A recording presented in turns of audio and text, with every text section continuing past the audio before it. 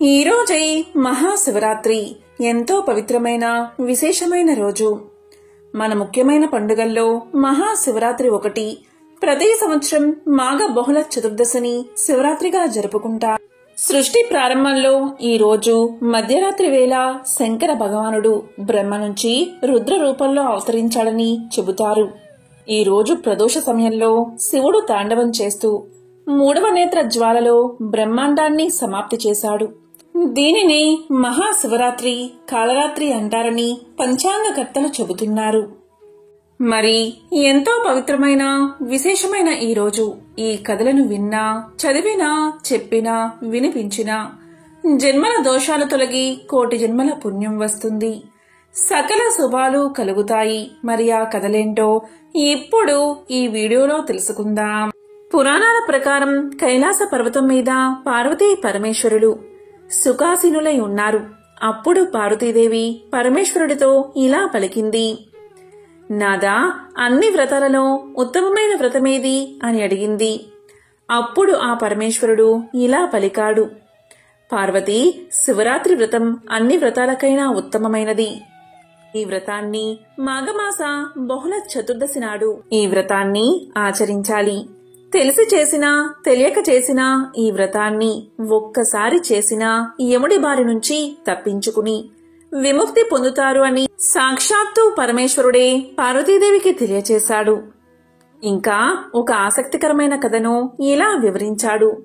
పురాణాల ప్రకారం పరమేశ్వరుడు విషాన్ని మింగి తన గొంతులో దాచుకున్న రోజును మహాశివరాత్రిగా పాటించడం ఆనవాయితీగా వస్తుంది. అదే సమయంలో అమృతం కోసం దేవ దానవులు క్షీరసాగర మదనం చేస్తూ ఉండగా ముందుగా హాలాహలం వచ్చింది. వాటి విషజ్వాలలు ముల్లోకాలను ముప్పు తిప్పలు పెడుతూ ఉండడంతో దేవతలంతా కలిసి ఈశ్వరుణ్ణి శరణు వేడుకున్నారు. దీంతో భక్తవ శంకరుడైన పరమేశ్వరుడు ఆ సమయంలో హాలాహలాన్ని తీసుకుని దిగమింగి తన కంఠంలో బంధించాడు. హాలాహల ప్రభావానికి శివుడి కంఠం కమిలిపోయింది. అంతే, అప్పుడు అది నీలిరంగులోకి మారిపోయింది. దీంతో శివుడు నీలకంఠుడు అయ్యాడు. అదే సమయంలో కింద పడిపోయాడు. అప్పుడు అమ్మవారు పార్వతీదేవి తన భర్త తలను ఒడిలోకి తీసుకుని దుఃఖిస్తూ ఉంటే అందరూ శోకసంద్రంలో మునిగిపోయారు. అప్పుడు శివుడు మెలకువలోకి వచ్చేంత వరకు జాగరణ చేశారు. నాటి నుంచి భక్తి శ్రద్ధలతో శివుణ్ణి పూజించి శివరాత్రి రోజు జాగరణ చేయడం ఆనవాయితీగా వస్తుంది. పూర్వకాలంలో గురుద్రుహుడు అని బోయవాడు ఉండేవాడు. అతడు పక్షులను, జంతువులను వేటాడి భార్యాబిడ్డలను పోషిస్తూ ఉండేవాడు. పుణ్యకార్యం అంటే ఏమిటో కూడా అతనికి తెలియదు. ఒక రోజున ఆ బోయవాడు వేటకు బయలుదేరాడు. ఆ రోజు మహాశివరాత్రి. అతడి భార్యాబిడ్డలు ఆకలి బాధతో అలమటిస్తున్నారు. తాను వేటాడితే కాని వారి ఆకలి తీరదు.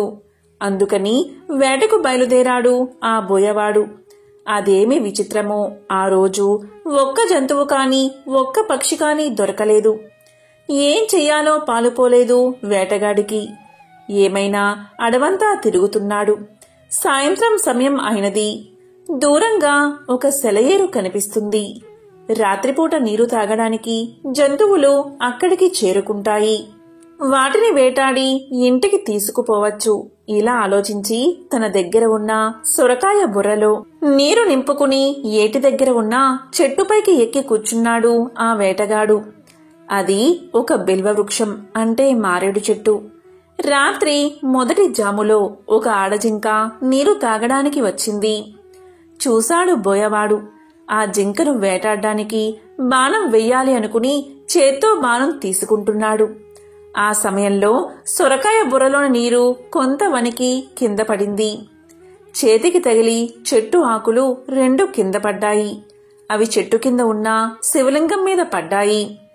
తనను చంపడానికి ప్రయత్నిస్తున్న వేటగాడితో ఆ జింక ఇలా పలికింది. ఓ వేటగాడా, ఏం చేస్తున్నావు అని అడిగింది ఆ ఆడజింక. దానికి వేటగాడు ఇలా చెప్పాడు. ఆకలి బాధతో అలమటించి నా కుటుంబ సభ్యులకు నీ శరీరంతో ఆకలి తీర్చాలి అనుకుంటున్నాను అన్నాడు వేటగాడు. దానికి ఆ జింక, ఈ శరీరం అశాశ్వతం, ఇవాళ కాకపోతే రేపైనా పోయేదే. నేను చచ్చిపోయే ముందు కొంతమందికి ఆకలి తీర్చడం నా భాగ్యంగా భావిస్తాను. ఇంటి దగ్గర నా భర్త, పిల్లలు, సవితి ఉన్నారు. వెళ్ళి వాళ్లకు చెప్పి వెంటనే వచ్చేస్తాను.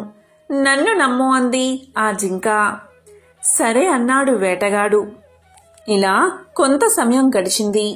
జింక సవతి నీరు తాగడానికి వచ్చింది. దాన్ని చంపడానికి బాణం వెయ్యబోయాడు వేటగాడు. ఇందాకటి జింకలాగే ఇది కూడా ఇంటి దగ్గర చెప్పి వస్తాను అంది. సరే అన్నాడు వేటగాడు. అతని చెయ్యి తగిలి 2 ఆకులు, కాసింత నీరు కింద పడ్డాయి. ఇది 2వ జాము. తన భార్యలు ఇంకా రాలేదు ఎందుకని అని విచారిస్తూ మగజింక ఏటి దగ్గరకు వచ్చింది. దాన్ని చంపబోయాడు వేటగాడు. ఇందాకటి జింకలలాగే ఇది కూడా ఇంటి దగ్గర చెప్పి వచ్చి నీకు ఆహారం అవుతాను అంది. సరే అన్నాడు వేటగాడు. అతని చెయ్యి తగిలి 2 ఆకులు, కాసింత నీరు మళ్లీ కింద పడ్డాయి. ఇది 3వ జాము. మగజింక ఇంటికి వెళ్ళింది. భార్యలను కలిసి తాను వేటగాడికి ఆహారంగా వెళతాను అంది. కాదు, ముందుగా నేను మాటిచ్చాను కాబట్టి నేను వెళ్తాను అంది మొదటి జింక. అందరిలో చిన్నదాన్ని నేనే కాబట్టి నేనే వెళ్తాను అంది 2వ జింక. ఈ రకంగా చర్చించుకుని 3 జింకలు సెలయేటి దగ్గరకు వచ్చాయి. వేటగాడి వైపు చూసి అతని ఇంటికి తమను ఆహారంగా తీసుకువెళ్లమని అర్థించాయి. దీంతో ఆశ్చర్యపోయాడు వేటగాడు. ఇది వరకు తాను ఎన్నో జంతువులను చంపాడు. తన్ను చూసిన జంతువులు భయంతో పారిపోయాయి. కాని విచిత్రం, ఇవి తమని ఆహారంగా స్వీకరించమని అర్థిస్తున్నాయి. దీంతో ఆ వేటగాడి మనసు మారిపోయింది. విల్లంబులు అవతల పారేశాడు. మృగాలను ఇంటికి వెళ్లిపొమ్మన్నాడు. చెట్టు దిగుతున్నాడు. మళ్లీ 2 ఆకులు, సొరకాయ బుర్రలోని నీళ్లు కింద పడ్డాయి. అనుకోకుండా చెట్టు కింద ఉన్న శివలింగానికి 4 జాములయందు అభిషేకం, బిల్వార్చన జరిగింది. అప్పుడు ఈశ్వరుడు ప్రసన్నుడై ప్రత్యక్షమై వేటగాడితో ఇలా పలికాడు. వత్సా, నువ్వు గుహుడు అనే పేరుతో శృంగబేరి పురాన్ని పాలించు, సమస్త భోగాలు అనుభవించు. శ్రీరామచంద్రుడికి ఆతిథ్యమిచ్చి తరువాత కైలాసం చేరతావు అని చెప్పి స్వామి అంతర్ధానమయ్యాడు. కాబట్టి తెలిసి కాని తెలియక కాని శివరాత్రి నాడు శివలింగానికి అభిషేకం చేస్తే విశేష ఫలితం లభిస్తుంది. ప్రతి మాసంలోనూ అష్టమి, సోమవారం, బహుళ చతుర్దశి శివుడికి అత్యంత ప్రీతిపాత్రమైనవి. మాఘబహుళ చతుర్దశి మహాశివరాత్రి. ఆ రోజంతా ఉపవాసముండి రాత్రంతా జాగారం చేసి ఈశ్వరుడికి అభిషేకము, బిల్వాలతో పూజ చేసిన వాడికి కైలాసం ప్రాప్తిస్తుంది. ఇక ఆ జింకలు సత్యనిష్టతో ఉండడంతో ఈశ్వరుడి అనుగ్రహం వల్ల మృగశిర నక్షత్రంగా ఆకాశంలో చేరిపోయాయి. ఇక బోయవాడు ఈ నక్షత్రానికి వెనుకగా ఎంతో ప్రకాశవంతంగా మెరిసిపోయే లుబ్ధకి నక్షత్రంగా నిలిచిపోయాడని పురాణాలు చెబుతున్నాయి. పూర్వకాలంలో కాంపిల్య నగరంలో యజ్ఞదత్తుడు అని శివదీక్షాపరుడైన బ్రాహ్మణుడు ఉండేవాడు. ఆయనకు చాలా కాలం సంతానం కలగలేదు. శివానుగ్రహంతో చాలా కాలం తర్వాత ఒక కొడుకు పుట్టాడు. గుణనిధి అనే పేరు పెట్టి అల్లారు ముద్దుగా పెంచుకోసాగాడు యజ్ఞదత్తుడు. గుణనిధి అంటే కుబేరుడి పూర్వజన్మ.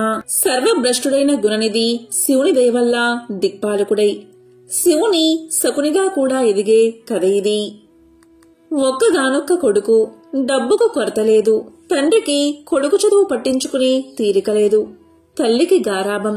ఈ వాతావరణం వల్ల గుణనిధి చదువుకి, క్రమశిక్షణకి దూరంగానూ, చెడు సావాసాలకు, వయసుతో పెరిగే వ్యసనాలకు దగ్గరగానూ చేసింది.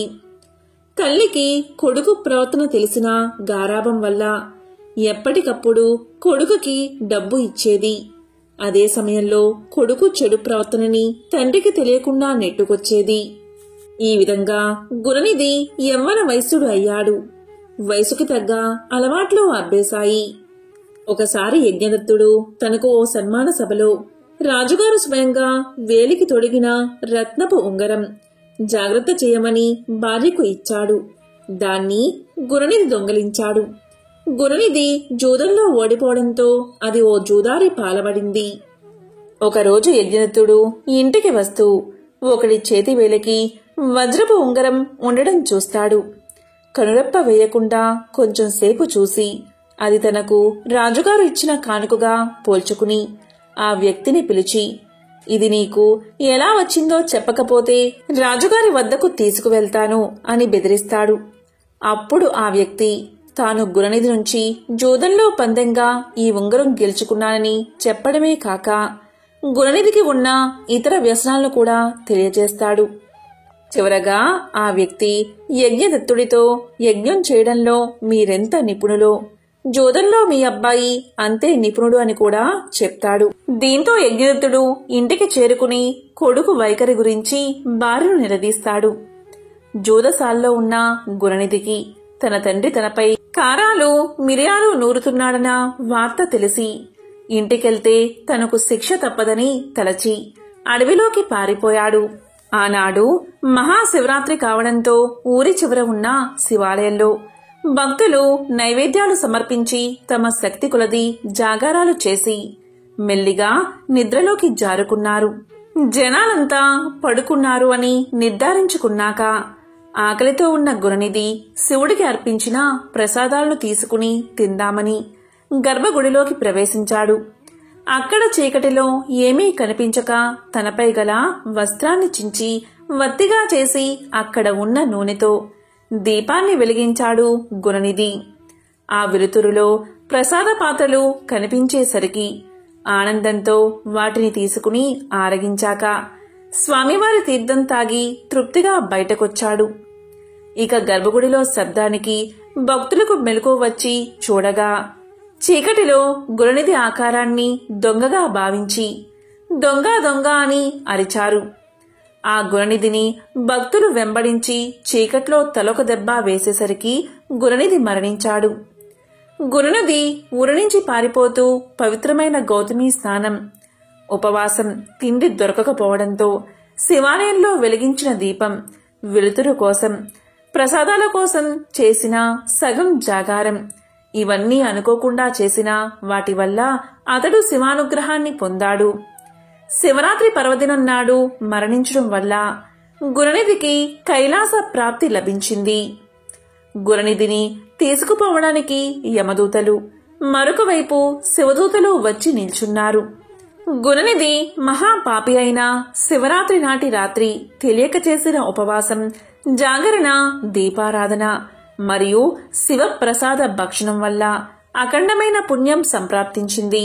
శివరాత్రి ప్రభావంతో అతని పాతకం క్షీణించింది కనుక గుణనిధికి శివ సాయుధ్యం తప్పదని భావించి శివదూతలు గుణనిధిని శివ సాయుధ్యాన్ని చేర్చారు. గుణనిధి కాలాంతరంలో ఒక రాజకుమారుడిగా పుట్టి మరింత శ్రద్ధాభక్తులతో శివారాధన చేసి శివుడికి అత్యంత ప్రీతిపాత్రుడు అయ్యాడు. యక్ష కిన్నెర నివాసమైన అనకాపురి అనే దివ్య పట్టణానికి కుబేరుడు అనే పేరుతో ప్రభుగా నియమించబడి దిక్పాలకులలో ఒకటిగా వెలుగు పొందాడు. ఇది గుణనిధి కథ, అంటే కుబేరుని కథ.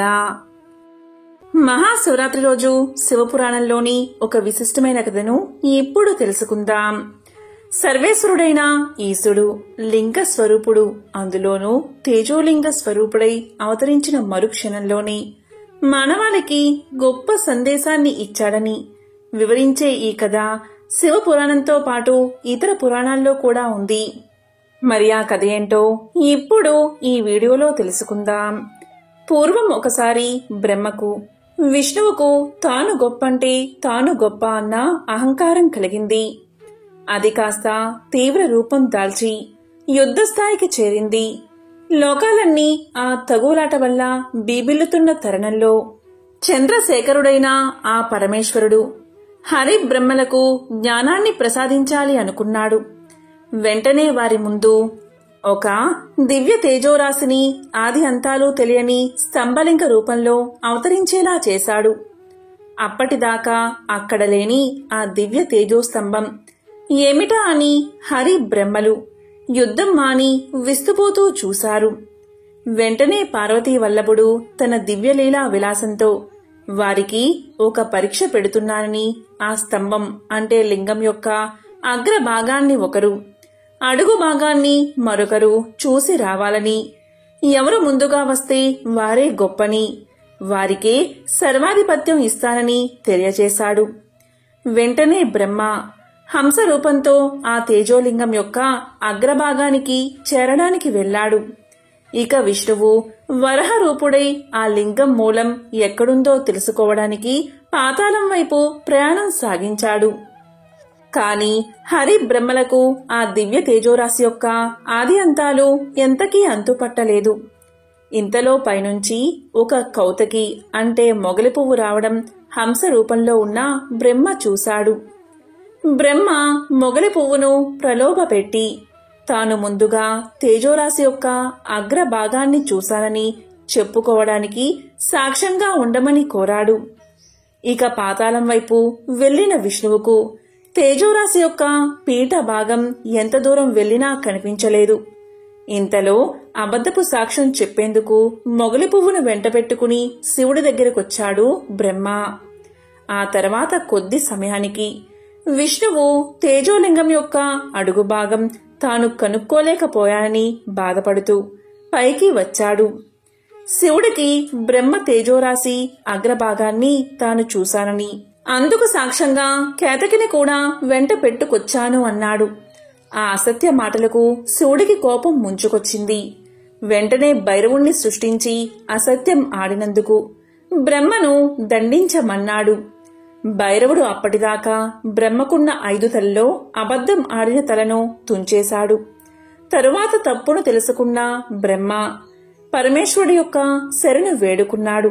పక్కనే ఉన్న విష్ణువు కూడా అప్పటికే శివుడి గొప్పతనాన్ని గ్రహించి శివుడికి నమస్కారం చేశాడు.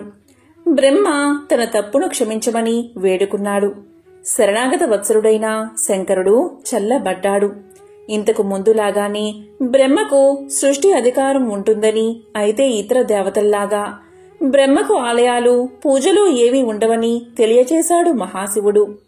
అబద్ధం ఆడకుండా వాస్తవాన్ని తెలిపిన విష్ణువు అందరి చేత పూజలు అందుకుంటాడని, స్థితికారకుడిగా వెలుగొందుతాడని తెలియచేశాడు మహాశివుడు. ఇక మొగలి పువ్వును చూసి అసత్యం ఆడిన పాపానికి తన పూజలో మొగలి పువ్వుకు చోటుండదు అన్నాడు ఆ మహాశివుడు. అయితే అప్పటికే ఆ మొగలి పువ్వు శివుడికి పరిపరి విధాలా ప్రణమిల్లింది. భక్తవత్సరుడైన శివుడు అప్పుడు కొంత శాంతించి శివపూజకు పనికి రాకపోయినా శివభక్తులు మాత్రం మొగలి పువ్వును ధరిస్తారని, అలా జన్మను చరితార్థం చేసుకోమని చెప్పి అంతర్ధానమయ్యాడు ఆ మహాశివుడు. ఈ కథా సందర్భంలో ఎంతటి వారైనా అసత్యం ఆడితే పాప ఫలితాన్ని అనుభవించాల్సి ఉంటుందని తెలియచెప్పే సందేశం ఇమిడి ఉంది. మానవులంతా సత్య మార్గంలోనే నడుచుకోవాలి అన్న ఈశ్వర సందేశం ఇక్కడ కనిపిస్తుంది. దక్షిణ దేశంలో గోకర్ణము అనే క్షేత్రమున్నది. దానిని భూ కైలాసము అని కూడా పిలుస్తారు. ఒకసారి నారదమోయింద్రుడు గోకర్ణం వెళుతూ త్రోవలో ఒక సంపెంగ చెట్టును చూశాడు. అది విరగపూచి ఉంది. ఆ చెట్టు దగ్గర ఒక బ్రాహ్మణుడు ఒక గిన్నెను చేత్తో పట్టుకుని నించున్నాడు. అది చూసిన నారదుడు ఆ విప్రుని దగ్గరకు వెళ్లి, నీవెవరవు, ఇక్కడ ఏం చేస్తున్నావు అని అడిగాడు. దానికి ఆ బ్రాహ్మణుడు, నేనొక బాటసారిని, త్రోవలో అలసిపోయి ఈ చెట్టు నెడన నిల్చున్నాను అన్నాడు. ఇక నారదుడు గోకర్ణం వెళ్లి మహాబలేశ్వరుణ్ణి సేవించి తిరిగి వెళ్తూ ఉండగా ఆ బ్రాహ్మణుడు ఆ చెట్టు దగ్గరే కనిపించాడు. తరువాత నారదుడు అతని దగ్గరకు వెళ్లి, ఇక్కడ ఏం చేస్తున్నావు అన్నాడు. దానికి ఆ బ్రాహ్మణుడు ఏమీ లేదు అంటూ వెళ్లిపోయాడు. ఇక నారదుడు సంపెంగ చెట్టుతో ఇలా పలికాడు, ఓ వృక్షరాజమా, ఆ బ్రాహ్మణుడు ఎవరు, అతడెక్కడికి వెళ్తున్నాడు అని అడిగాడు. అంతకు ముందే నారదుడు తన గురించి ఏమైనా అడిగితే తెలియదు అని చెప్పమన్నాడు ఆ బ్రాహ్మణుడు. అందుచేత సంపెంగ చెట్టు నాకు తెలియదు అని పలికింది. నారదుడు ఊరుకోలేదు. మళ్లీ తిరిగి మహాబలేశ్వరుడి దగ్గరకు వెళ్లాడు.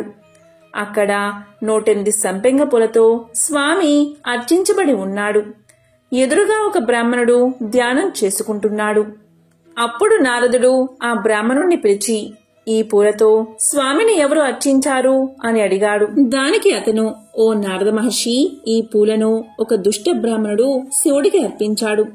సంపెంగ పూలతో శివుణ్ణి అర్చించినందుకు ఫలితంగా ఈ దేశపు రాజు అతనికి దాసుడయ్యాడు.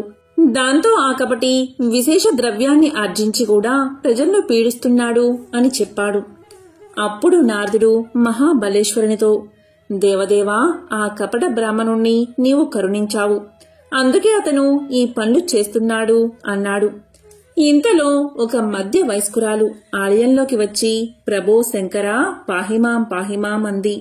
నారదుడు ఆమెతో, ఎవరమ్మా నీవు, నీకొచ్చిన ఆపద ఏమిటి అని అడిగాడు. అప్పుడు ఆమె, మునీంద్ర, నా భర్తకు ప్రమాదంలో ఒక కాలు పోయి అవటివాడు అయిపోయాడు. మాకు ఒక కుమార్తె ఉంది. కుమార్తె వివాహానికి రాజుగారి సహాయం అర్థించాం. రాజుగారు కొంత నగదు ఇచ్చి ఒక ఆవును కూడా ఇచ్చారు. కాని ఆ కపట బ్రాహ్మణుడు రాజుగారిచ్చిన నగదులో సగం తీసుకుని ఆవులో కూడా సగభాగం ఇమ్మంటున్నాడు. నాకు ఏం చెయ్యాలో పాలుపోక ఆ మహాబలేశ్వరుణ్ణి శరణు వేడుతున్నాను అని సమాధానం చెప్పింది. ఆ మాటలు విన్న నారదుడు ఈశ్వరుడితో, దేవా, ఇంకా ఉపేక్షిస్తావెందుకు, ఆ దుష్టుణ్ణి శిక్షించు అన్నాడు. దానికి ఈశ్వరుడు ఇలా పలికాడు, నారదా, నా భక్తులు ఎన్ని తప్పులు చేసినా నేను ఉపేక్షిస్తాను. అందుచేత నువ్వే ఆ సంగతేంటో చూడు అన్నాడు. ఇక నారదుడు శివుడి దగ్గర సెలవు తీసుకుని సంపెంగ చెట్టు దగ్గరకు పోయి ఇలా పలికాడు, ఓ తరురాజమా, నిజం చెప్పు, ఆ బ్రాహ్మణుడు ఎవరు, ఎందుకు నీ పువ్వులు తీసుకువెళ్తున్నాడు అని అడిగాడు. దానికి ఆ సంపెంగ చెట్టు, నాకు తెలియదు అంది. అప్పుడు నారదుడు, ఓ సంపెంగ చెట్టా, నీ పూలంటే ఈశ్వరుడికి చాలా మక్కువ. కాని నువ్వు విప్రుని విషయం తెలిసి కూడా తెలియదని అబద్ధం చెప్పావు. అందుచేత నీ పువ్వులు శివపూజకు ఇంకా పనికిరావు అని శాపం పెట్టాడు. అంతలో ఆ బ్రాహ్మణుడు ఆ చెట్టు దగ్గరకు వచ్చాడు. నారదుడు ఆ కపట బ్రాహ్మణుని చూసి ఇలా పలికాడు, ఓ బ్రాహ్మణుడా, ధనాశతో ప్రజలను పీడిస్తున్నావు. నిన్ను క్షమించరాదు. నువ్వు రాక్షసుడిగా జన్మించు అన్నాడు. దానితో ఆ బ్రాహ్మణుడు మహర్షి కాళ్లావేలా పడి బ్రతిమాలాడాడు. అప్పుడు నారదుడు కరుణించి, నువ్వు విరాధుడు అనే రాక్షసుడిగా పుడతావు.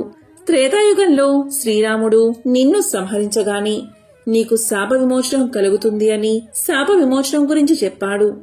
ఈ కారణంగా సంపెంగ పువ్వు కూడా పూజకు పనికిరాకుండా పోయింది. పూర్వం అవంతిపురంలో నంది అనే వైశ్యుడు ఉండేవాడు. అతను గొప్ప శివభక్తుడు.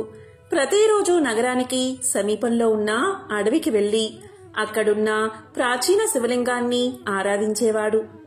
శాస్త్ర ప్రధానంగా శివుడికి నిత్యము పంచామృతాలతో అభిషేకం చేసి షోడశోపచారాలతో ఆయన్ని దివ్యంగా పూజించేవాడు. పూజలో భాగంగా వివిధ రకాల పుష్పాలు, ఫలాలు, ముత్యాలు, గోమేధిక వైడూర్యాలు, మాణిక్యాలు, ఈ విధంగా అడవిలో ఉన్న ఆ శివలింగం నందిచేత రకరకాల భోగాలతో ఎన్నో సంవత్సరాలు పూజించబడింది. ఒకనాడు అడవి మృగాలను వేటాడే కిరాతకుడు ఒకడు వేటాడుతూ అక్కడికి వచ్చాడు. శివలింగం ఉన్న ఆలయం కనిపించింది కిరాతకుడికి. కిరాతకుడు అంటే వేటగాడు. అక్కడికి వచ్చేసరికి కిరాతకుడికి ఎంతో దాహం వేసింది. అటూ ఇటూ చూశాడు. దగ్గరలోనే ఒక సరోవరం కనిపించింది. ఒడ్డున తన సామాన్లు పడేసి సరస్సులోకి దిగి కాలు కడుక్కున్నాడు. కొంత నీటిని నోటిలో ఉంచుకుని బయటకు వచ్చాడు. వచ్చి చూస్తే శివలింగం కనిపించింది. రకరకాల రత్నాలతో, పుష్పాలతో కనిపించింది. దాంతో కిరాతకుడు సరాసరి శివలింగం దగ్గరకు వచ్చి అక్కడున్న రత్నాలను పక్కకు తోసేసి తాను నోటిలో తెచ్చిన నీళ్లతో లింగానికి స్నానం చేయించాడు. ఆ పక్కనే బిల్వ వృక్షం ఉంది. దాని ఆకుల్ని తెచ్చి స్వామి మీద పెట్టాడు. అలాగే వేటాడి తెచ్చిన మాంసం ముక్కలని బయటకు తీసి నైవేద్యం పెట్టాడు. ఇలా తనకు తోచిన రీతిలో శివపూజ చేసిన ఆ కిరాతకుడు ఇలా అన్నాడు, స్వామి శంకరా, నిన్ను చూస్తే నాకు ఎంతో ఆనందంగా ఉంది. ప్రతిరోజు నీకు ఇలాగే పూజలు చేస్తాను.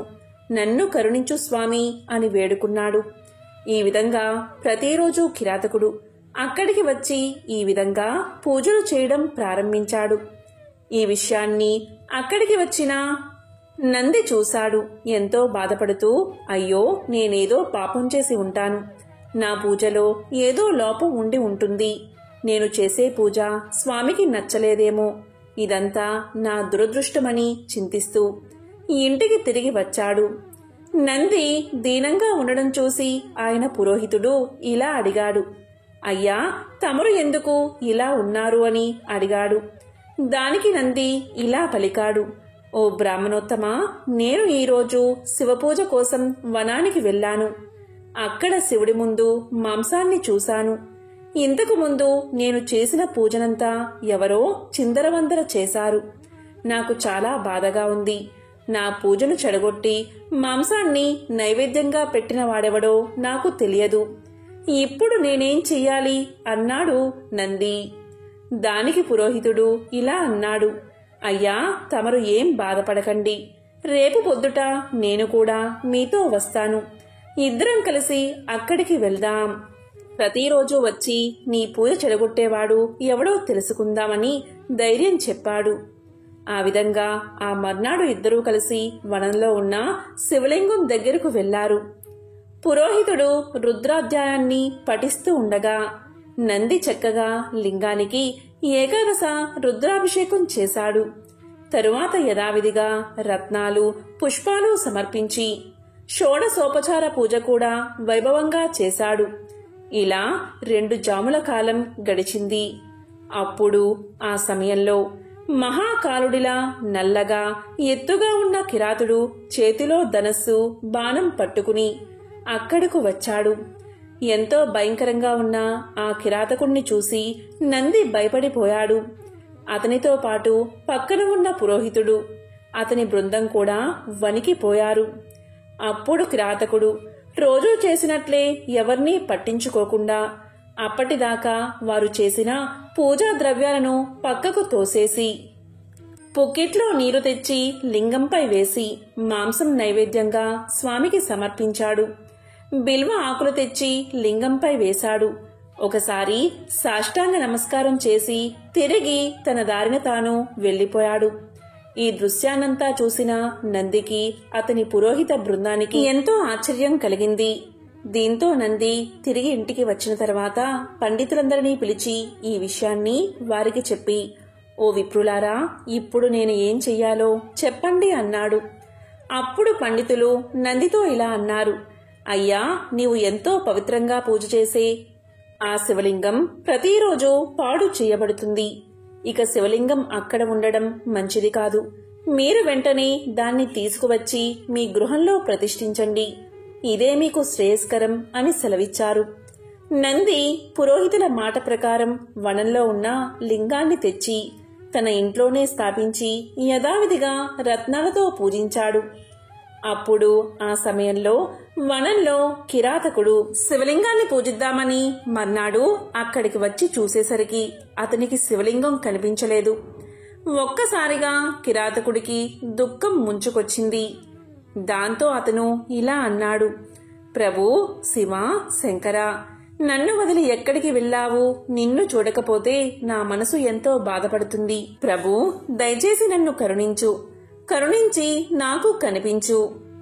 నీవే రాకపోతే నా ప్రాణాల్ని వదిలేస్తాను. పరమేశ్వరా, కరుణించు అని తీవ్రంగా విలపించాడు. అయితే శివుడు కనిపించలేదు. అయితే అన్నమాట నిలబెట్టుకోవాలని భావించిన కిరాతకుడు తన గోళ్లతో గుండెను చీల్చుకుని రోషంగా అరుస్తూ, ప్రభూ, ఇదిగో నా గుండె తెచ్చాను, ఇప్పటికైనా రా అని పిలిచాడు. ఇక వెంటనే లోపల పేగుల్ని, మాంసాన్ని బయటకు తీసి లింగం తీసేసి గోతిలో వేశాడు. అదేవిధంగా శరీరాన్ని కదిలించుకుంటూ వెళ్లి చెరువులోని నీళ్లు తెచ్చి ఆ గోతిలో పోశాడు. ఈ విధంగా ఓపిక నశించి రక్తం ధారల్లా కారిపోతూ ఉండగా అలాగే నేల మీద కుప్పకూలిపోయాడు కిరాతకుడు. ఇంతలో దివ్యకాంతులు వెదజల్లుతూ ప్రమదగణాలతో సహా శివుడు ప్రత్యక్షమయ్యాడు. జటాజూటములతో చంద్రకాంతిని ధరించిన శివుడు కిరాతకుడి చెయ్యి పట్టుకుని పైకి లేపి అతని గాయాలను పోగొట్టాడు. ఎంతో ప్రేమగా ఇలా అన్నాడు, కిరాత, నీవెంతో గొప్ప భక్తుడివి. నాకు సంతృప్తి కలిగింది. నీవు ఎన్నో పూజలు చేశావు. నా కోసం ప్రాణాలు సమర్పించడానికి సిద్ధపడ్డావు. నీ భక్తి అనన్య సామాన్యం. నీకేం వరం కావాలో కోరుకో అన్నాడు. ఇక రుద్రుడి మాటలు వినగానే కిరాతకుడికి ఎంతో ఆనందం కలిగింది. వెంటనే ఆయన పాదాల మీద పడి, ప్రభూ, నేను నీ దాసుణ్ణి. నాకు జన్మజన్మల్లో నీ మీద అచంచలమైన భక్తి ఉండేలా అనుగ్రహించు. నీవే నాకు తల్లి, నీవే నాకు తండ్రి, నీవే నాకు గురువు, నీవే నాకు దైవం, నీవే నాకు బంధువు, నీవే నాకు మిత్రుడు. నాకు నీవు తప్ప వేరొకరు అక్కర్లేదు. ఇక నాకు వేరే ఏ కోరిక లేదు. నిన్ను దర్శిస్తే చాలు అని వినయంగా పలికాడు. నిష్కల్మషమైన కిరాతకుడి భక్తికి శివుడు చలించిపోయి అతన్ని తన శివమందిరానికి ద్వారపాలకుడిగా నియమించాడు. అదే సమయంలో దేవదుందుబులు మోగాయి. ఆ ధ్వని పక్కనే ఉన్న నంది ఇంటిదాకా వినిపించింది. వనంలో నుంచి దివ్యమైన ధ్వనులు వినపడేసరికి నంది ఎంతో ఆతృతగా అక్కడికి పరుగున వచ్చాడు. అక్కడ ఎదురుగా తన్ముడైన కిరాతకుడు కనిపించాడు. ఎంతో అద్భుతం జరిగిందని నందికి అనిపించింది. వెంటనే కిరాతకుడి చేతులు పట్టుకుని, అయ్యా, నీవు కూడా నాలాగే శివభక్తుడివి. నిన్ను అనుగ్రహించడానికి సాక్షాత్తు శివుడే ఇక్కడికి వచ్చాడు అనిపిస్తుంది. దయచేసి నన్ను కూడా శివుడి దగ్గరకు తీసుకువెళ్ళు. ఆ స్వామి యొక్క దర్శనాన్ని కల్పించు అని ప్రార్థించాడు. నంది ప్రార్థన విన్న గుణవంతుడైన కిరాతకుడు నంది చెయ్యి పట్టుకుని శివుడి దగ్గరకు తీసుకువచ్చి శివుడికి చూపించి, శివ, ఇతడు నంది అనే వైద్యుడు. ఇతడు ప్రతిరోజు మిమ్మల్ని రత్నాలతో పూజిస్తాడు. ఇతడు నా మిత్రుడు అని పరిచయం చేశాడు. కిరాతకుడు మాటలు విన్న శివుడు, కిరాత, ఈ నంది ఎవరో నాకు తెలియదు. కల్లా కపటం లేని నీవే నాకు నిజమైన భక్తుడివి. నీవే నా మిత్రుడివి. ఎలాంటి స్వాభిమానం, దుర అహంకారం లేనివాడే నా నిజమైన భక్తుడు. అంతేకాని స్వార్థంతో కూడినవాడు కాదు అని చెప్పాడు. అప్పుడు కిరాతకుడు, ప్రభూ, నేను నీకు స్నేహితుడిని అన్నావు కదా, ఇతను నాకు మిత్రుడు. మిత్రుడు నీకు మిత్రుడే. ప్రభూ, దయచేసి నాతో పాటు ఇతన్ని ఉద్ధరించు అని ప్రార్థించాడు. ఇక కిరాతుని మాటలు కాదనలేక శివుడు వారిద్దరినీ తన పరిచారకులుగా స్వీకరించాడు. అదే సమయంలో దివ్య విమానం అక్కడికి వచ్చింది. అప్పుడు ఇద్దరూ కలిసి దాన్ని ఎక్కి సరాసరి కైలాసానికి చేరుకున్నారు. అక్కడ కైలాసంలో వీరికి ఘన స్వాగతం లభించింది. వారందరికీ కైలాసం చేరగానే శివుడి సారూప్యం లభించింది. వారు శివుడిలా మారిపోయారు. అప్పుడు పార్వతీదేవి నవ్వుతూ, నాదా, వీరిద్దరూ పరమ భక్తితో నిన్ను మెప్పించారు. వీరి జీవితం ఎంతో ధన్యమైంది. వీళ్ళిద్దరినీ ఏ కార్యంలో నియమిస్తే బాగుంటుంది అని అడిగింది. వారిద్దరూ పార్వతీ పరమేశ్వరులకు నమస్కారం చేసి, ప్రభూ, మేమిద్దరం మీ ద్వారానికి కాపలాగా ఉంటాం. దయచేసి మాకా సేవా భాగ్యాన్ని ప్రసాదించండి అని కోరారు. వారి భావాన్ని తెలుసుకున్న మహాశివుడు, అలాగే మీరిద్దరూ ఇక్కడే ఉండి నన్ను సేవించండి అని తెలియచేశాడు. ఆ రకంగా కిరాతకుడు మహాకాలుడిగా నందిగా కైలాసానికి చేరుకుని శివద్వారానికి రక్షకులుగా ఉంటూ నిత్యము ఆయన్ని సేవిస్తూ ఉండేవారు. పాపాలు చేసేవారు, అధర్మాన్ని ఆచరించేవారు, గుడ్డివారు, మూగవారు, కుంటివారు, గుణం లేనివారు, చెడ్డ మనసు కలిగినవారు, చండాలురు, ఎలాంటి వారైనా సరే శివభక్తిని కలిగి ఉంటే చాలు, ఆ దేవాది దేవుడైన ఆ శివుడి సాన్నిధ్యాన్ని తప్పక పొందుతారు. కేవలం ఇసుకతో చేసిన శివలింగాన్ని భక్తిగా పూజించినా చాలు, వారు తప్పకుండా శివ సాయుధ్యాన్ని చేరుకుంటారు. దక్ష ప్రజాపతి కూతురు సతీదేవి యుక్త వయసులో ఆమె శంకరుని పట్ల మక్కువను పెంచుకుంది. తన ప్రేమను ఫలింప చేసుకుంది. మహాశివుడు సతిని మెచ్చి వరించాడు. తండ్రికి సతీదేవి పరమేశ్వరుని పెళ్లి చేసుకోవడం ఎంతమాత్రం ఇష్టం లేదు. అయినా సతీదేవి ఏమీ లక్ష్య పెట్టకుండా వివాహం చేసుకుంది. శివుడు ఏమీ లేని బికారి అని, శ్మశానంలో తిరుగుతాడని, శరీరం మీద బూడిద తప్ప మరేం ఉండదని దక్షుడికి చాలా చిన్నచూపు. ప్రయాగలో మునీశ్వరులు జరిపిన యాగానికి అనేక మందితో పాటు దక్ష ప్రజాపతి కూడా వచ్చాడు. ఆయన్ని అందరూ సాదరంగా ఆహ్వానించి మాట్లాడారు. కాని మహాశివుడు మౌన ముద్రలో ఉండి దక్షుణ్ణి పట్టించుకోలేదు. అది దక్షునికి తీరని అవమానంగా తోచింది. బికారి అయిన అల్లుడికి ఇంత అహంకారమేమిటని ఆగ్రహించాడు దక్షుడు. కోపావేశంతో విపరీతంగా నిందించాడు.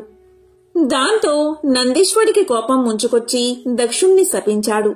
అప్పుడు దక్షుడు రుద్రగణాలకు తిరిగి ప్రతిశాపం పెట్టాడు. అయినప్పటికీ దక్షుడికి కోపం తీరలేదు. శివుణ్ణి అవమానించేందుకు పనిమాల మహాయజ్ఞాన్ని ప్రారంభించాడు దక్షుడు.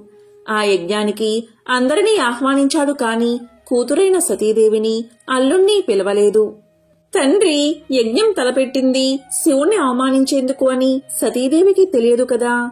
తమను యజ్ఞానికి పిలవనందుకు ఎంతో బాధపడింది. కాని పుట్టింటి వాళ్ళు పిలిచేదేమిటి అని తనకు తానే సర్ది చెప్పుకుంది. అప్పుడు పరమేశ్వరుడు ఇలా పలికాడు. చూడు సతీ, నీ తండ్రి నన్ను కాదు కదా, కనీసం కూతురివైనా నిన్ను కూడా పిలవలేదు. పిలవని పేరంటానికి వెళ్లడం తగదు. వెళ్తే నీకు పరాభవం తప్పదు అంటూ వారించినా వినకుండా నచ్చ చెప్పి వెళ్ళింది. శివుడు ఎన్ని విధాలా చెప్పినా వినిపించుకోలేదు సతీదేవి. పుట్టింటి మీద మమకారాన్ని చంపుకోలేకపోయింది.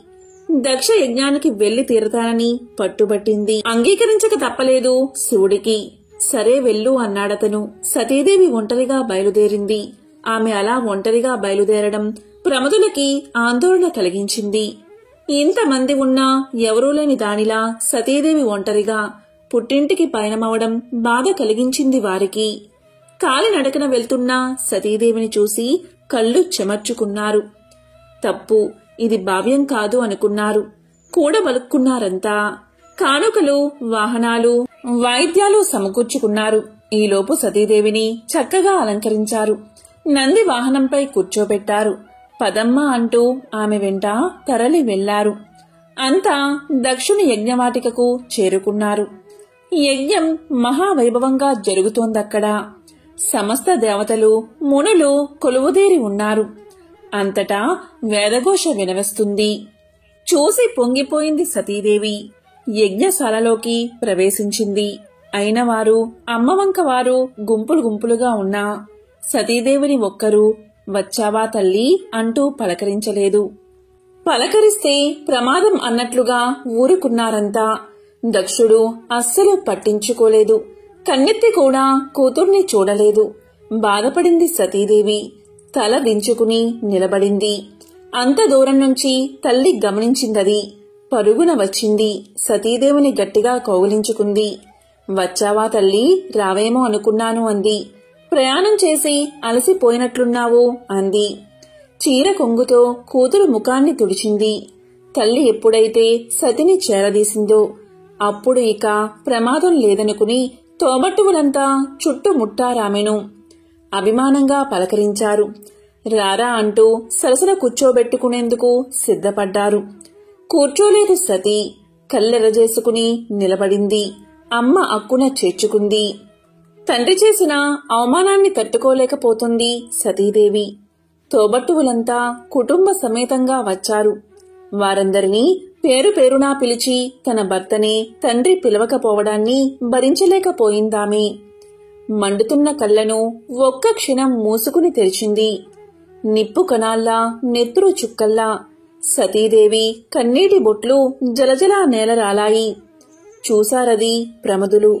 కోపంతో ఊగిపోయారు. దక్షుణ్ణి వధించేందుకు కత్తులు దూశారు. వారిని వారించింది సతీదేవి. తండ్రిని కోపంగా చూస్తూ ఇలా పలికింది. మదాంధుడువై నా భర్త శివుణ్ణి ద్వేషిస్తున్నావు. నీకిది మంచిది కాదు తండ్రి. సర్వేశ్వరుడు నా భర్త ఎక్కడా, అధమాధముడివి నువ్వెక్కడా?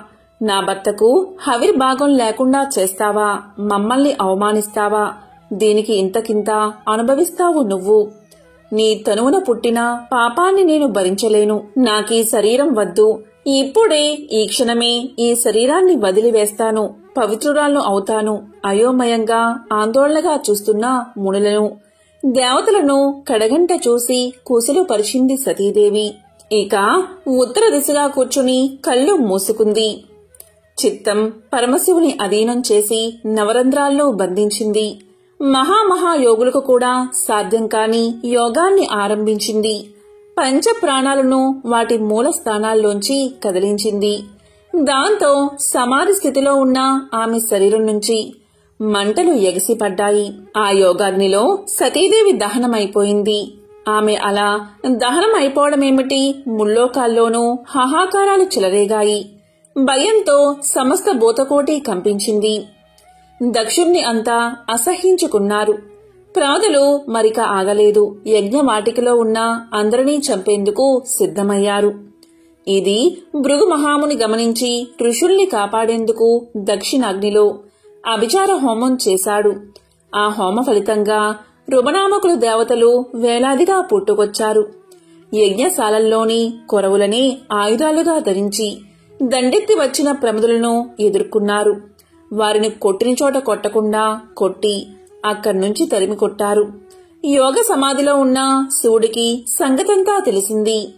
యోగాగ్నిలో సతీదేవి దేహత్యాగం, ప్రమదుల పరాజయం తెలిసి కోపం తెచ్చుకున్నాడతను. కళ్ళు తెరిచి చూశాడు. దిగ్గున లేచి నిల్చున్నాడు. ప్రళయ తాండవం చేశాడు. ఆ తాండవంలో శిరస్సును జట ఒకటి తెంచి భూమి మీదకు విసిరాడు. భయంకరంగా సింహంలా గర్జించాడు. చూస్తూ ఉండగానే జట నుంచి మంటలు చెలరేగాయి. అంతెత్తున లేచాయవి. ఆకాశాన్ని దహించేటట్లుగా నాలికలు చాపాయి. ఆ మంటల్లోంచి వీరభద్రుడు పుట్టాడు. 1000 చేతులు, భయంకరంగా కోరలు, నల్లటి దేహంతో ఆకాశం అంత ఎత్తుగా నిలిచాడు వీరభద్రుడు. నిప్పులు చెరుగుతున్న 3 కళ్ళు, అగ్నిజ్వాలల్లా ఎగిసిపడుతున్న జటలు, 1000 చేతుల్లోనూ త్రిశూలాది ఆయుధాలు, మెడలో కపాల మాలికలతో అరివీర భయంకరంగా ప్రత్యక్షమయ్యాడు వీరభద్రుడు. శివుడికి సాష్టాంగ ప్రణామం చేశాడు. దేవా, ఆజ్ఞ అన్నాడు. తక్షణం నువ్వు ప్రమద గణాలతో బయలుదేరి దక్షుడి యజ్ఞాన్ని ధ్వంసం చెయ్యి. బ్రాహ్మణ తేజం నిన్నేమీ చెయ్యలేదు. నా అంశతో పుట్టిన నీకు ఎక్కడా ఎదురుండదు. వెళ్ళు అని ఆజ్ఞాపించాడు శివుడు. లేచి నిల్చున్నాడు వీరభద్రుడు. శివుడికి ప్రదక్షిణం చేశాడు. పెద్దగా కేక పెట్టాడు. అతని కేకకి సకల లోకాలు తల్లడిల్లాయి. గాయాల పాలై కసితో ఉన్న ప్రమద గణాలను చూశాడు. పదండి అన్నట్లుగా కళ్ళెగరేశాడు. కదిలాడు అక్కడ నుంచి. వీరభద్రుడు నడుస్తుంటే మృత్యుధూళి జగమంతా నిండిపోయింది. దక్షుని యజ్ఞవాటికకు చేరుకున్నాడతను. వీరభద్రుణ్ణి చూస్తూనే దక్షుడు సహా దేవతలు, మునులు గజగజా వణికిపోయారు. వీరభద్రుణ్ణి అండ చూసుకుని ప్రమదులు రెచ్చిపోయారు. యజ్ఞశాలల్ని ధ్వంసం చేశారు. హోమకుండాల్ని చల్లార్చారు. వేదికల్ని పెకలించి వేశారు. హోమ ద్రవ్యాల్ని విసిరేశారు. ముళ్లను దేవతలను కసితీరా కొట్టి తిట్టి బాధించారు. కళ్ళెదుట భర్తలు చావుదెబ్బలు తింటూ ఉంటే చూడలేక మునిపత్నులు, సురాంగణలు చేతుల్లో ముఖాలు దాచుకుని పరిగెత్తారు అక్కడ్నుంచి. యజ్ఞవాటిక అంతటినీ శ్మశాన వాటికలా చేసి భీకరంగా నవ్వుతూ నిల్చున్నాడు వీరభద్రుడు. వెన్నెచ్చి పారిపోతున్న దక్షుడి చేతులు చాచి అందుకున్నాడు వీరభద్రుడు. బంతిలా అతన్ని కింద పడేశాడు. లేవకుండా అతని రొమ్ము మీద కాలు ఉంచి మట్టిని తొక్కినట్లుగా తొక్కి పారేశాడు. కత్తితో శిరస్సు ఖండించాడు. తెగిపడ్డ శిరస్సును చేతిలోకి తీసుకుని చూసి ఆనందించి దానిని దక్షిణాగ్నిలో హోమంలో వేసేశాడు. దక్ష సంహారంతో వచ్చిన పనైపోయింది. ప్రమదులతో మరలిపోయాడు వీరభద్రుడు. కైలాసానికి చేరుకున్నాడు. సతీ వియోగ తప్తుడైన శంకరుడు విరాగ భావంతో కైలాస శిఖరంపై తపస్సు ప్రారంభించాడు. అదే సమయంలో తారకుడు అనే రాక్షసుడు బ్రహ్మ గురించి తీవ్రమైన తపస్సు చేసి మరణం లేకుండా వరాన్ని పొందాడు. పుట్టిన ప్రతి ప్రాణి గిట్టక తప్పదు. సురులకు తప్ప అసులకు ఆ వరం ఇవ్వకూడదు కాబట్టి మరేదైనా వరం కోరుకోమన్నాడు బ్రహ్మ. సరే అన్నాడు తారకుడు. శివుడికి పుట్టిన సంతానం, అందులోనూ 7 ఏళ్ల బాలుడి చేతిలో తప్ప మరెవరి చేతిలోనూ మరణించినటువంటి వరం కోరుకున్నాడు తారకుడు. ఎందుకంటే శివుడి భార్య సతీదేవి పిలవని పేరంటానికి వెళ్లి తన పుట్టినింట భర్తకు జరిగిన అవమానానికి తట్టుకోలేక యోగాగ్నిలో దహించుకుపోవడంతో శివుడు సతీ వియోగ దుఃఖంతో విరక్తుడై ఉన్నాడు. అటువంటి సమయంలో శివుడికి పుత్రులు పుట్టడం అసంభవం కాబట్టి తన మరణం కూడా అసంభవమే అన్న ధీమాతో ఆ విధమైన వరం కోరుకున్నాడన్నమాట. సరే అన్నాడు బ్రహ్మ. అసురజన్మ కావడాన పుట్టుకతోనే సంక్రమించిన బలానికి ఈ వరబలం తోడు కావడంతో తననెవరూ జయించలేరు అన్న ధీమాతో తారకాసుడి ఆగడాలు తట్టుకోలేని విధంగా తయారయ్యాయి. వాడికి మిత్రుడైన శూరపద్ముడు కూడా జతయ్యాడు. ఇద్దరూ కలిసి దేవతలను, మానవులను, మునులను, సాధు ప్రాణులందరినీ నానా హింసలకు గురిచేయసాగారు. దాంతో అందరూ కలిసి బ్రహ్మదేవుడి దగ్గరకు వెళ్లారు, తమను ఆ దుష్టుడి నుంచి కాపాడమని. ఆ రాక్షసుడి నొసట రాతరాసిన విధాతకు తెలియదా వాడినెలా సంహరించాలో? దేవతలకు ఒక ఉపాయం చెప్పాడాయన. శివుడికి పుట్టబోయే కుమారుడు తప్ప వీడిని మరెవరూ సంహరించలేరు కాబట్టి మనందరం కలిసి శివుణ్ణి వైరాగ్యం నుంచి సంసార జీవనం వైపు మళ్లించాలి. అప్పుడు మన పని సులువవుతుంది అన్నాడు బ్రహ్మ. దీంతో అందరూ కలిసి శివుడి దగ్గరకు చేరి పరమేశ్వరుడికి తమ మొరలు వినిపించారు. లోకకంటకుడైన తారకాసురుడు వరగర్వంతో అంతులేని దురాగతాలకు పాల్పడుతున్నాడు. అతన్ని సంహరించగల పుత్ర సంతతిని పొందడం కోసమైనా వివాహానికి అంగీకరించవలసిందిగా దేవతలు ప్రార్థించారు. వారి ప్రార్థనలు విని కూడా పరమేశ్వరుడు తన నిర్ణయాన్ని మార్చుకోలేదు. తపస్సు చేసుకుంటూ తన జీవితాన్ని కొనసాగిస్తానని సమాధానమిచ్చాడు. దీంతో దిక్కుతోచని బ్రహ్మాది దేవతలు వైకుంఠానికి వెళ్లి తమ దుస్థితిని విన్నవించారు. అప్పుడు విష్ణువు దేవతా వర్గంతో కలిసి పరమేశ్వరుని ప్రార్థించారు. పరమేశ్వరుడికి భార్య కాదగిన శక్తి స్వరూపిణి అయిన కాంతగా అవతరించవలసిందిగా దేవతలంతా దేవిని ప్రార్థించారు. వారి ప్రార్థనలు ఆలకించిన జగన్మాత దేవతలకు అభయాన్ని ఇచ్చింది. అమిత భక్తితో చిరకాలంగా తన్ని సేవిస్తున్న హిమవంతుని పుత్రికగా జన్మించగలనని ప్రకటించింది. ఆ మాటలకు హిమవంతుడు ఉప్పొంగిపోయాడు. అమ్మా, నా ఇంట బిడ్డగా జన్మిస్తానని అనుగ్రహించావు. అయితే బిడ్డగా జన్మించిన నిన్ను నేను అర్థం చేసుకుని తగిన విధంగా ప్రవర్తించగల వివేకాన్ని ప్రసాదించు తల్లి అని హిమవంతుడు దేవిని ప్రార్థించాడు. అంతటా ఆమె హిమవంతుడికి భక్తి, జ్ఞాన, వైరాగ్య, యోగ సాధనాలను వివరించింది.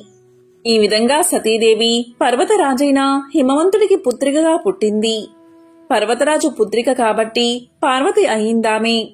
ఆమెకు చిన్నప్పటి నుంచి శివుడంటే వల్లమాలిన భక్తి. ఆ భక్తి కాస్త ఆయన్ను పరిణయం చేసుకోవాలి అనేటటువంటి అనురక్తిగా మారింది. సాక్షాత్తు పరమశివుణ్ణి పతిగా పొందాలంటే మాటలా మరి. అందుకే తపస్సు చేయడం మొదలుపెట్టింది. దీంతో దేవతలు శివుణ్ణి వైరాగ్యం నుంచి సంసార జీవనం వైపు మళ్లించాలి అనుకున్నారు. అందుకు సమర్థులు ఎవరని వెతగ్గా మన్మధుడు ముందుకొచ్చాడు. మన్మధుడి భార్య రతీదేవి ముందు భర్తను వారించినప్పటికీ లోక కళ్యాణం కోసం సరే అని ఒప్పుకుంది. ఇక్కడ సతీదేవి మహావైరాగ్యంలో ఉన్న శివుడి తపస్సు భంగం చేయకుండా ఆయన తపస్సు చేసే ప్రదేశమంతా రోజు చక్కగా అలికి శుభ్రంగా ముగ్గులు పెట్టేది. ఆయన ఏమైనా తింటాడేమోనని పళ్ళు తెచ్చి ముంగిట పెట్టేది. ఇలా ఎంతకాలం గడిచినా శివుడు కళ్ళు తెరవనేలేదు. కాని పార్వతి మాత్రం అన్న పానీయాలు మానేసి కేవలం పండుటాకులు మాత్రమే తింటూ అపర్ణగా మారింది. ఒక రోజున మన్మధుడు కాస్త ధైర్యం చేశాడు. తన చెలికాడైన వసంతుణ్ణి తోడ చేసుకుని పూల బాణాలతో శివుణ్ణి తపస్సు నుంచి మళ్లించి ఆయన కోపాగ్నిలో కీలల్లో బూడిదయ్యాడు. ఆ తరువాత జరిగిందంతా గ్రహించిన శివుడు పార్వతిని వివాహం చేసుకున్నాడు. వారికి కుమారస్వామి జన్మించాడు. ఆ కుమారస్వామి దేవతల సైన్యానికి అధిపతిగా తారకాసురుణ్ణి సంహరించాడు. యోగ సాంప్రదాయంలో ఒక అందమైన కథ ఉంది. ఆదియోగి శివుడు ఇంకా పార్వతీదేవిల వివాహం అనేది ఒక గొప్ప వేడుక. పార్వతి ఒక యువరాణి కనుక ఆ ప్రాంతంలోని ప్రముఖులందరినీ ఆహ్వానించారు. రాజులు, రాణులు, దేవుళ్ళు, దేవతలు ఒకరిని మించి మరొకరు గొప్పగా అందంగా ముస్తాబై వచ్చారు. అప్పుడు పెళ్లికొడుకు శివుడు జడలు కట్టిన జుట్టుతో ఆపాదమస్తకం విభూది రాసుకుని రక్తం కారుతున్న ఏనుగు చర్మాన్ని ధరించి వచ్చాడు. ఆయన పరమానందపు మత్తులో మునిగి తేలుతూ ఉన్నాడు. అతని పరివారంలో ఉన్న జీవులందరూ మానవ రూపంలో కాకుండా ఏదో వికృతమైన వక్రీకరించిన రూపాలతో ఉన్నారు. ఎవరికీ అర్థం కాని ఏదో భాషలో వారిలో వారు మాట్లాడుకుంటూ ఏవో శబ్దాలు చేస్తున్నారు. మీనాదేవి పార్వతి తల్లి పెళ్లికొడుకును చూసి కళ్ళు తిరిగి పడిపోయింది. అప్పుడు పార్వతి శివుడు దగ్గరకు వెళ్లి, మీరు ఎలా ఉన్నా నాకు ఎటువంటి అభ్యంతరమూ లేదు. మీరెలా ఉన్నా పర్వాలేదు. నాకు కావాల్సింది మీరు. కాని మా అమ్మ కోసం కొంచెం ప్రశాంతమైన రూపాన్ని ధరించండి అని వేడుకుంది.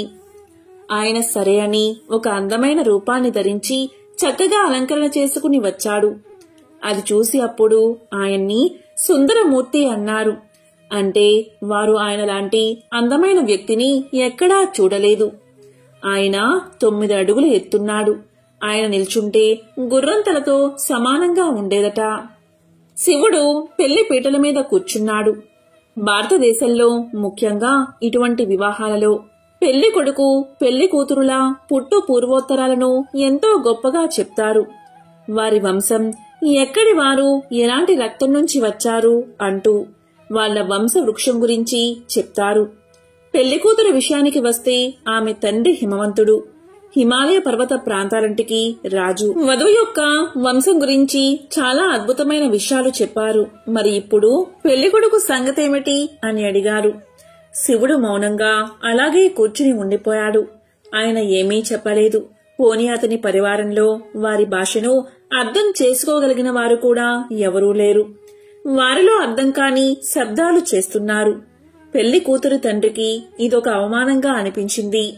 పుట్టు పూర్వోత్తరాలు లేని వ్యక్తి నా కూతుర్ని ఎలా పెళ్లి చేసుకుంటాడు? ఆయన ఎక్కడివాడో ఎవరికీ తెలియదు. ఆయన తల్లిదండ్రులు ఎవరో తెలియదు. ఏ వంశమో తెలియదు. ఈ వ్యక్తికి నా కూతుర్నిచ్చి ఎలా పెళ్లి చేయను అంటూ కోపంతో లేచాడు. పెళ్లికి అతిథిగా వచ్చిన నారదముని తన ఏకతారా పట్టుకుని ముందుకు వచ్చాడు. ఏకతార అనేది ఒక్కటే తీగ ఉండే ఒక సంగీత వాయిద్యం.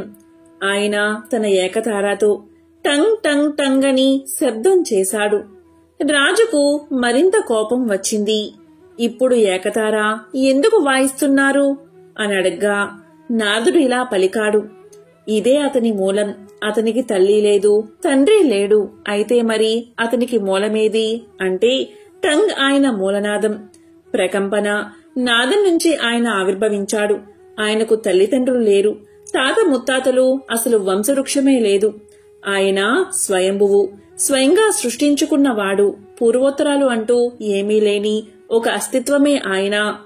అలా పలకగా రాజు మండిపడుతూ ఉన్నాడు. అయినా వివాహం జరిగింది. శివుడి వివాహం గురించి తెలిసిన విష్ణువు, బ్రహ్మ ఈ వివాహ మహోత్సవానికి వచ్చారు.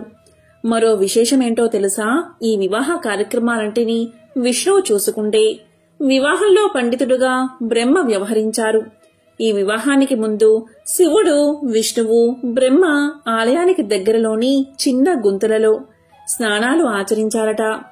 అందుకే వాటికి రుద్రకుండ, విష్ణుకుండ, బ్రహ్మకుండ అనే పేర్లు వచ్చాయి. ఈ వివాహ మహోత్సవ సమయంలో బ్రహ్మ మంత్రాలు చదువుతూ బ్రహ్మశిలను ఏర్పరిచినట్లు ఆధారాలు ఉన్నాయి. పురాణాల ప్రకారం మహాశివరాత్రి రోజున 14 లోకాల్లో ఉండే పుణ్య తీర్థాలన్నీ బిల్వ మూలంలో ఉంటాయి. అందుకే ఈ పవిత్రమైన రోజున ఉపవాసం ఉండి ఒక్క బిల్వపత్రాన్ని పరమేశ్వరుడికి సమర్పించి తరిస్తే పాపాలన్నీ తొలగిపోతాయని శాస్త్రాలు చెబుతున్నాయి. మహాశివరాత్రి రోజున పరమేశ్వరుడి ఆలయాల్లో జరిగే పూజల్లో పాల్గొంటే సిరి సంపదలు పెరుగుతాయని వేద పండితులు చెబుతూ ఉంటారు. కాబట్టి ఎంతో పవిత్రమైన విశేషమైన ఈ రోజు ఈ కథలను విన్నా, చదివినా, చెప్పినా, వినిపించినా జన్మల దోషాలు తొలగి కోటి జన్మల పుణ్యం వస్తుంది. సకల శుభాలు కలుగుతాయి. ఓం నమః శివాయ. ఓం నమో నారాయణాయ.